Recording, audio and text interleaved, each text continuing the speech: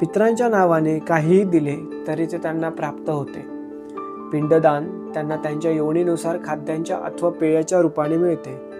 उदाहरणार्थ, पितर पशुयोनीमध्ये असतील तर त्यांच्या नावाने दिलेले अन्न हे गवत बनून त्यांना मिळेल, आणि पितर देवयोनीमध्ये असतील तर ते अमृत बनून त्यांना मिळेल. तात्पर्य असे आहे की ज्या वस्तूमुळे त्यांचा उदरनिर्वाह होतो ती वस्तू त्यांना मिळते.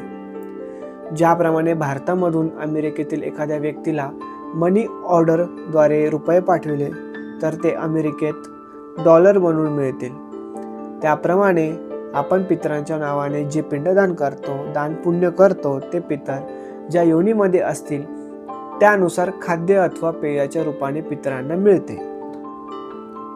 आज आपणाला मोठ्या आदराने जे अन्न, वस्त्र इत्यादी मिळते आहे ते आपण पूर्वजन्मी केलेल्या पुण्याचे फळ देखील असू शकते, आणि आपल्या पूर्वजन्मीच्या पुत्र पौत्राधिकांनी केलेले श्राद्ध तर्पणांचे फळ देखील असू शकते. काही असो, परंतु ते आपले प्रारब्ध आहे.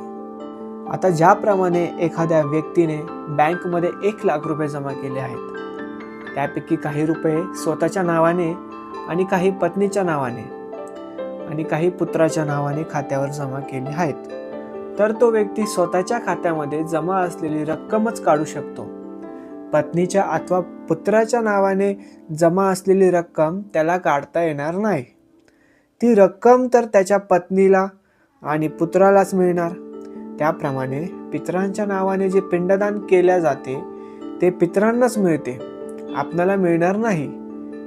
होय, यामध्ये एक अशी गोष्ट आहे की आपण जिवंतपणी गया या तीर्थक्षेत्रामध्ये जाऊन आपल्या नावाने पिंडदान केले तर मृत्यूनंतर ते आपणालाच मिळेल. गयाला तीर्थांच्या ठिकाणी पशुपक्ष्यांच्या नावाने केलेलं पिंडदान देखील त्यांनाच मिळते.